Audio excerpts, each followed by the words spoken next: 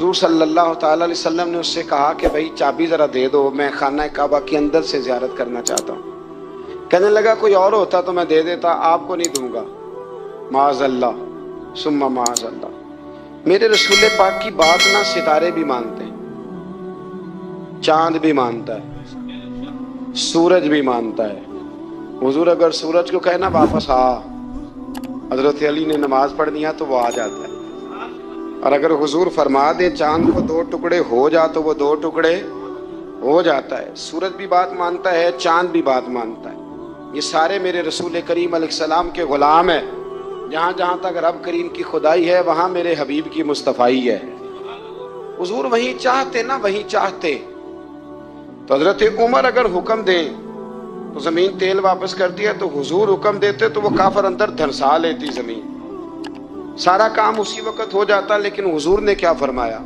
جب عثمان بن طلحہ نے کہا نا کہ آپ کو چابی نہیں ملے گی، اللہ کے رسول نے فرمایا عثمان ایک وقت آئے گا جب یہ چابی تجھ سے میں لوں گا، اور جس کو میرا دل کرے گا میں اسے دوں گا۔ ایک وقت آئے گا کہ یہ میں تجھ سے لوں گا، اور پھر جس کو میرا دل چاہے گا میں اس کو وہ چابی دوں گا۔ میرے نبی کریم رؤوف رحیم سید عالم صلی اللہ علیہ وسلم نے وقت دیا۔ کتنا وقت لگا؟ 2 دن، 4 دن، 5 دن، 10 سال لگ گئے۔ حضور نے مکہ کو فتح کیا، حضور تشریف لائے، وہی چابی عثمان بن طلحہ کے پاس تھی۔ محبوب کریم نے بت توڑنے تھے، کعبہ کو ان سے پاک کرنا تھا، فرمایا لاؤ نا چابی کدھر ہے؟ عثمان کہتے ہیں حضور نے تو بات نہیں جتلائی، پر مجھے وہ لفظ یاد تھے کہ عثمان ایک وقت آئے گا، ایک، سمجھیے گا بات کو، ایک وقت آئے گا جب چابی میں لوں گا، اور پھر جس کو میرا دل کرے گا میں اسے، پھر وقت آ گیا، پھر حضور نے چابی لے لی، نبی پاک نے بت توڑے، پر قربان جاؤں مدینے والے محبوب کے طریقے پر، فدا ہو جائیں حضور علیہ الصلوۃ والسلام کے کمال درگزر پر۔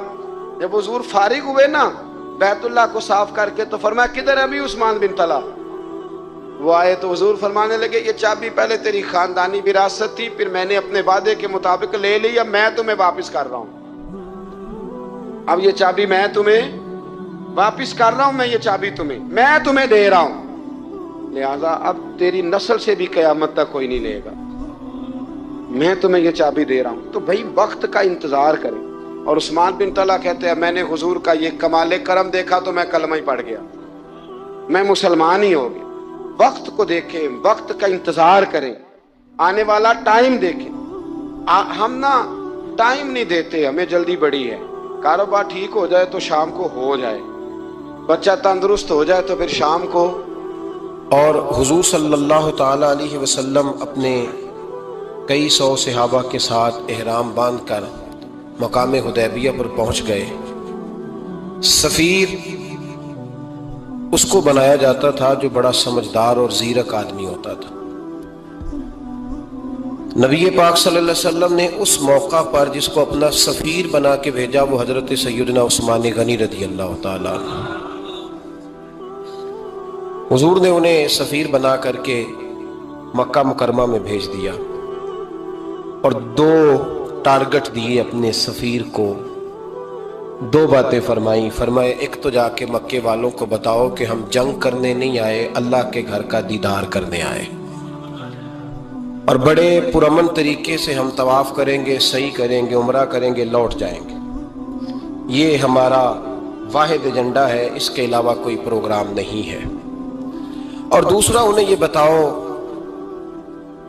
ان لوگوں کو جو ایک زمانے سے مکہ مکرمہ میں کفار مکہ کے ظلم سہ رہے ہیں، ہمارے وہ غلام جو یہاں بڑی تکلیف میں ہیں، ان کو یہ خبر دے دو، عثمان انہیں میرا پیغام دے دینا کہ اب تمہاری مشکلات کے دن تھوڑے رہ گئے، اب بڑی جلدی اللہ تبارک و تعالی دین اسلام کو فتح عطا فرما دے گا۔ حضرت عثمان غنی تشریف لے گئے۔ جب حضرت عثمان غنی وہاں پہنچے تو کفار نے آپ کو روک لیا، انہوں نے کہا کہ آپ رکیے، دیر ہو گئی۔ ادھر ابو سفیان نے حضرت عثمان غنی رضی اللہ تعالیٰ عنہ کو یہ کہا کہ ہم نبی پاک صلی اللہ علیہ وسلم کو اور ان کے صحابہ کو عمرہ نہیں کرنے دیں گے، آپ اگر چاہیں تو وہ سامنے بیت اللہ شریف ہے، طواف کریں، آب زمزم پئیں، حجر اسود پہ جائیں، مقام ابراہیم پہ جائیں، صفا مروہ کریں، آپ چاہیں تو کر لیں۔ تو حضرت عثمان غنی رضی اللہ تعالیٰ عنہ فرمانے لگے میں تڑپ رہا ہوں کعبے کے طواف کے لیے، لیکن میں بیت اللہ کا طواف اسی وقت کروں گا جب آگے آگے مجھے میرے مصطفیٰ کریم نظر آئیں گے صلی اللہ تعالی علیہ وسلم۔ لوگ آج پوچھتے ہیں کہ بغیر مدینہ شریف جائے حج مکمل نہیں ہوتا۔ میں نے کہا مدینہ شریف کے بغیر حج ہو جاتا ہے، پر مدینے والے کے بغیر نہیں ہوتا، اس لیے کہ حضور نے فرمایا صحیح مسلم میں خذوا عنی مناسککم، حج کے طریقے مجھ سے سیکھو۔ اللہ نے تو کہہ دیا حج کرو، تفصیل تو بتائی نہیں، تو اب آپ کو حضور سے سیکھنا پڑے گا۔ مدینے کے بغیر تو شاید حج ہو جائے، پر مدینے والے کے بغیر حج نہیں ہوتا۔ حضرت عثمان غنی رضی اللہ تعالیٰ عنہ کہنے لگے میں طواف ضرور کروں گا، پر اس وقت کروں گا جب مجھے حضور آگے آگے نظر آئیں گے۔ ادھر ایک شخص نے حضور کی بارگاہ میں بھی کہا اپنوں کا نہ پتہ ہوتا ہے، دل بدستاور کے حج اکبر است۔ جو دل ہوتے ہیں نا، دل کو دل سے راہ ہوتی ہے۔ یہ کئی دفعہ جسم علیحدہ علیحدہ ہوتے ہیں، پر یہ اکٹھے دھڑک رہے ہوتے ہیں، تو دل کو راہ ہوتی ہے۔ عرض کی یا رسول اللہ صلی اللہ علیہ وسلم، عثمان غنی تو طواف کر رہے ہوں گے، صفا مروہ میں ہوں گے، بڑی موج ہوگی، آب زمزم کھول کے پی رہے ہوں گے۔ حضور نے سامنے والے کا چہرہ غور سے دیکھا، فرمایا عثمان کو تم زیادہ جانتے ہو کہ میں زیادہ جانتا ہوں؟ یا رسول اللہ آپ ہی زیادہ جانتے ہیں۔ فرمایا پھر فکر نہ کرو، عثمان میرے بغیر طواف نہیں کرے گا۔ بات ختم ہو گئی، میرے بغیر عثمان طواف نہیں کرے گا، ختم ہو گئی۔ اب کسی نے افواہ پھیلا دی کہ حضرت عثمان غنی کو شہید کر دیا گیا۔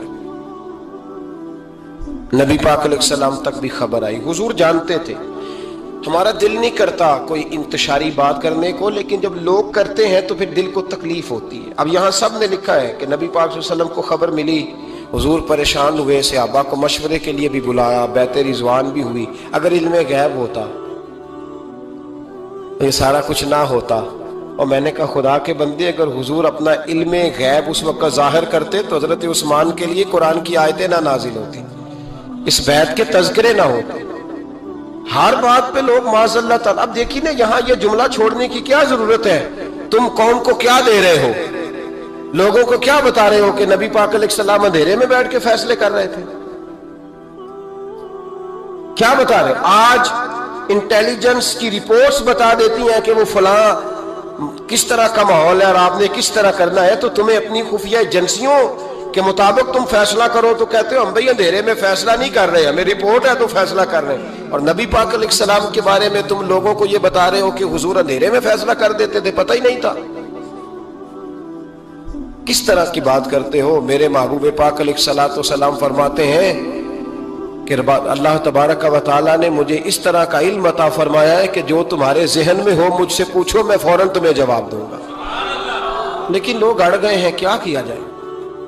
اور عجیب فلسفہ ہے، یہاں بھی گرہ لگا دی، پتہ ہوتا تو یہ سارا۔ اور میں نے کہا خدا کے بندے، اگر یہ سارا کچھ نہ ہوتا تو پھر یہ آیتیں کیسے نازل ہوتی؟ پھر صبح قیامت تک حضرت عثمان غنی کی عظمتوں کا کیسے پتہ چلتا؟ جب خبر ملی نا کہ حضرت عثمان غنی کو شہید کر دیا گیا تو حضور نے صحابہ کو بلایا، فرمایا آؤ میری بیعت کرو، حالانکہ بیعت پہلے ہو چکی، آؤ دوبارہ بیعت کرو۔ یا رسول اللہ کس چیز کی بیعت کرنی ہے؟ تو نبی پاک نے فرمایا میرے ہاتھ پہ بیعت کرو کہ ہم عثمان غنی کے خون کا بدلہ لیے بغیر یہاں سے جائیں گے نہیں، ہم عثمان کے خون کا بدلہ لیے بغیر یہاں سے جائیں گے۔ اور حوالہ کسی نے دیکھنا، علامہ اسماعیل حقی کا تو میں دکھاؤں گا، جس شخص نے دوڑ کر سب سے پہلے نبی پاک کی بیعت کی وہ مولا علی شیر خدا تھے۔ کہ یا رسول اللہ جانے نہیں عثمان کا خون کا بدلہ لیے بغیر، سب سے پہلے شیر خدا آگے بڑھے۔ آج لوگ انہی لوگوں میں اختلاف دکھانے کی کوشش کرتے ہیں، صحیح لا حاصل کرتے ہیں۔ سب سے پہلے دوڑ کر حضرت شیر خدا آگے بڑھے، کہا حضور میں بیعت کرتا ہوں۔ نبی پاک نے صحابہ کے ہاتھوں میں بیعت ہو رہی ہے۔ یہ وہ والا واقعہ نہیں جو اس چوک میں پیش آیا تھا، یہ وہ والا واقعہ نہیں جو میرے ساتھ ہوا تھا تو میں آپ کو سنا رہا ہوں، یہ وہ والا واقعہ ہے جو رب کو اتنا پسند آیا کہ اللہ نے قرآن پاک میں بیان فرما دیا ہے۔ اس کی اہمیت کا اندازہ لگائیں کہ رب کریم کو اتنا محبوب ہے یہ انداز کہ قرآن میں بیان کیا۔ ایک درخت تھا، کانٹوں والا درخت، اس کو شارحین نے لکھا ہے، کچھ لوگ کہتے ہیں بیری کا درخت تھا۔ نبی پاک درخت کے نیچے بیٹھ گئے، فرمایا بیعت کرو سارے۔ کن کے لیے بیعت ہو رہی ہے؟ حضرت عثمان غنی کے لیے۔ ایک بیعت دین کے لیے ہوئی، قرآن کے لیے ہوئی، حدیث کے لیے ہوئی، اللہ کی توحید کے لیے، اور آج نئے سرے سے بیعت ہو رہی ہے۔ کس کے لیے؟ بول کے بتائیے۔ حضرت سیدنا عثمان غنی رضی اللہ تعالیٰ عنہ، اس شخص کی عظمت کا کوئی اندازہ کر سکتا ہے جن کے لیے نبی پاک نے خاص کر کے تخصیص کر کے ایز اے اسپیشل بیعت لی؟ اور صحابہ نے جب بیعت کی تو اللہ کو اتنی پسند آئی کہ قرآن مجید کی سورہ فتح کی آیت نمبر 18 میں بیان کیا، فرمایا لقد رضی اللہ عن المؤمنین اذ یبایعونک تحت الشجرہ، فرمایا محبوب تحقیق اللہ ان مومنوں سے راضی ہے جو درخت کے نیچے آپ کی بیعت کر رہے تھے۔ تحقیق اللہ ان سے راضی ہوا، ان ایمان والوں سے جو درخت کے نیچے آپ کی بیعت کر رہے تھے، درخت کے نیچے تحت الشجرہ۔ قرآن مجید کے الفاظ اگر آپ غور کریں گے تو آپ کو حضرت عثمان غنی کی عظمت کا پتہ چلے گا، اور اس واقعے کی حساسیت کی آپ کو سمجھ آئے گی کہ بیعتیں تو مسجد میں بھی ہوئی، لیکن نام لے کے نہیں کہا محبوب جنہوں نے مسجد میں بیعت کی، نام لے کے نہیں کہا، حالانکہ وہ بیعتیں بھی اللہ کو بڑی محبوب ہے۔ بیعتیں تو میرے بھائی نبی پاک نے بیت اللہ شریف کے پاس بھی کی، مسجد نبوی میں بھی کی، لیکن یہاں نام لے کر کوئی بھول نہ جائے۔ کسی نے کہہ دینا تھا کوئی اور بیعت تھی جی، لوگ شرع کر رہے ہیں نا مرضی، وہ تو کسی اور کی بیعت، نام لے کے کہا محبوب تحت الشجرہ، وہ جو درخت کے نیچے بیعت ہوئی، وہ جو بیعت درخت کے نیچے ہوئی، اور جنہوں نے بیعت کی لقد رضی اللہ عن المؤمنین، تحقیق اللہ ان مومنوں سے راضی ہو گیا۔ اللہ ان مومنوں سے، صحیح بخاری صحیح مسلم میں صحابہ نے پوچھا یا رسول اللہ اللہ کس طرح راضی ہوا ہے؟ فرمایا آج جس نے میرے ہاتھ پہ بیعت کی ہے رب کریم نے وعدہ کر لیا ہے سب کو جنت عطا فرمائے گا، جنتی ہو گئے سارے۔ حضرت عثمان غنی رضی اللہ تعالیٰ عنہ کی یہ عظمت، یہ شان قرآن پاک نے بیان کر دی کہ حضرت عثمان کے نام پر صحابہ جمع ہوئے، اللہ تبارک و تعالیٰ نے اس واقعے کا ذکر قرآن مجید میں فرما دیا۔ میرے عزیز دوستو، حضرت عثمان غنی کو اللہ نے بڑی شانیں عطا فرمائی، بڑا مرتبہ دیا، بڑے حسین و جمیل، بڑے خوبصورت آدمی تھے۔ دیکھو نا کیا شان ہے حضرت عثمان ذی النورین۔ یہ ذو النورین کا کیا معنی ہے؟ دو نور کون ہیں؟ حضور کی دو صاحبزادیاں۔ اعلیٰ حضرت فرماتے ہیں نور کی سرکار سے پایا دوشالہ نور کا، نور کی سرکار سے پایا دوشالہ نور کا، ہو مبارک تجھ کو ذو النورین جوڑا نور کا۔ دو نوروں والے حضرت عثمان غنی، ایک بیٹی کا نکاح کیا وہ وصال کر گئی تو محبوب نے دوسری بیٹی کا بھی نکاح کر دیا۔ یہ جو بیچارے پراپوگنڈے والے ہوتے ہیں نا، یہ پہلے دن سے صرف پراپوگنڈے میں ہی ہے، یہ نہ محب بن سکے نہ محبوب بن سکے، ان کا نہ کوئی اپنا ہوا نہ انہیں کسی نے اپنایا، یہ پراپوگنڈے والے ہی ہیں، ساری زندگی چیم گوئیاں، کانوں میں باتیں، اپنا اپنا مزاج ہے نا جی، جس کے حصے میں جو ڈیوٹی آئی۔ کچھ لوگ وہاں بھی منافقین چیم گوئیاں کرنے لگے، دوسری بیٹی بھی دے دی، دوسری بیٹی بھی دے دی، دوسری بیٹی بھی دے دی، محبوب کے کانوں تک آواز گئی، فرمایا زیادہ باتیں نہ کرو، میری 40 بھی ہوتی، وہ ختم ہو گئی بات، تم 2-3 کی بات کرتے ہو، حدیث مبارکہ کے لفظ ہے، نبی پاک نے فرمایا میری 40 بھی ہوتی، ایک کے بعد دوسری انتقال کرتی رہتی، میں ساری عثمان کو دے دیتا۔ حد ہو گئی بھئی، اتنا بڑا مرتبہ، چیم گوئیاں نہ کرو، دوسری بھی دے دی، میری 40 بھی ہوتی۔ اس حدیث کا ترجمہ یہ ہے کہ محبوب فرماتے ہیں کہ مجھے عثمان پر اعتبار ہی بڑھا ہے، مجھے عثمان پیارا ہی بڑھا ہے، عثمان غنی کی عظمت ہی بڑی ہے۔ فرمایا میری 40 بھی ہوتی تو میں ساری یکے بعد دیگر حضرت اسامہ بن زید رضی اللہ تعالیٰ عنہ فرماتے ہیں نبی پاک نے اپنی صاحبزادی حضرت رقیہ رضی اللہ تعالیٰ عنہ کا نکاح حضرت عثمان غنی کے ساتھ کیا تو دونوں میاں بیوی پیارے بڑے تھے، حسین و جمیل بڑے۔ حضرت عثمان بڑے نفیس آدمی تھے، بڑی نفاست تھی، کپڑا سادہ پہنتے تھے، لیکن لوگ کہتے ہیں کبھی ہم نے ان کے کپڑوں پہ دھبا نہیں دیکھا، چہرے پر اتنا سا گرد کا نشان نہیں دیکھا۔ ہمارے ملک میں سب سے زیادہ خرچہ میک اپ کا آتا ہے، پتہ ہے آپ کو جی؟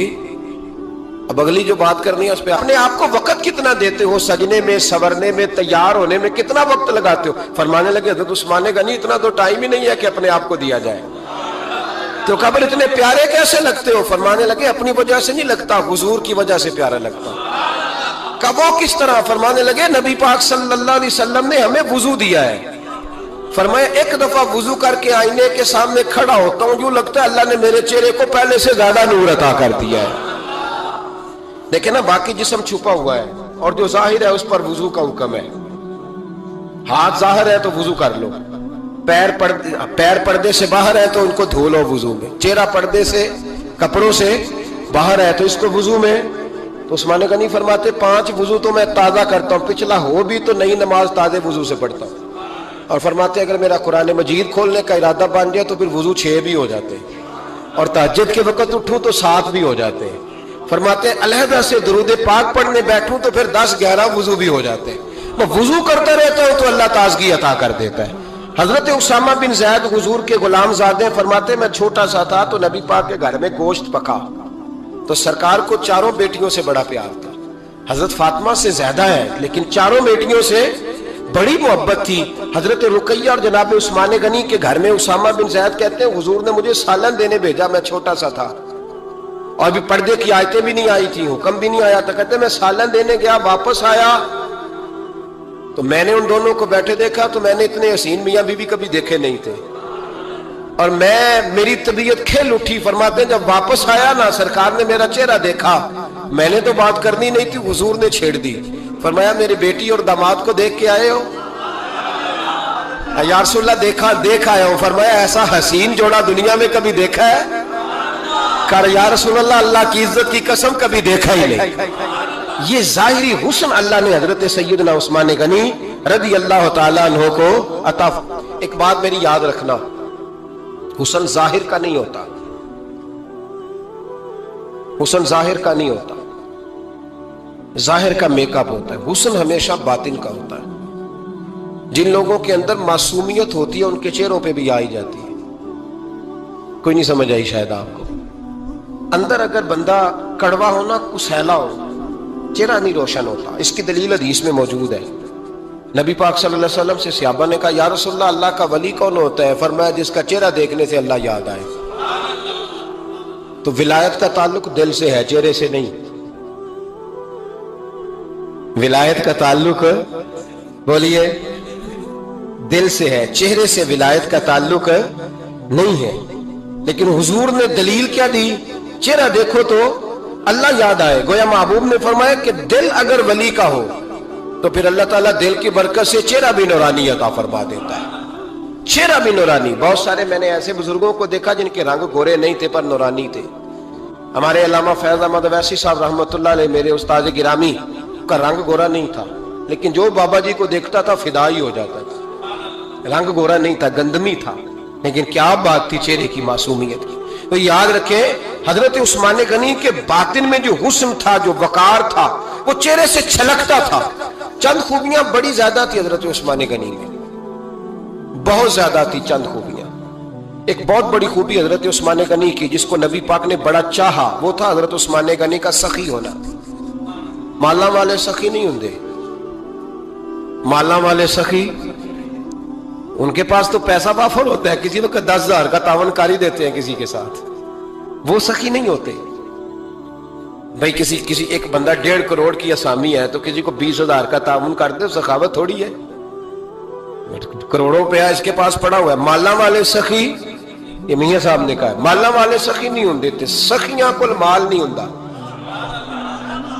سخیاں کول مال ہے اس لیے کہ جمع کریں گے تو رہے گا نا، وہ سخی جمع کرتا ہی نہیں۔ مالا والے سخی نہیں ہوندے، سخیاں کول مال نہیں ہوندا، ایتھے اوتھے دوویں جہانی سخی کنگال نہیں ہوندا۔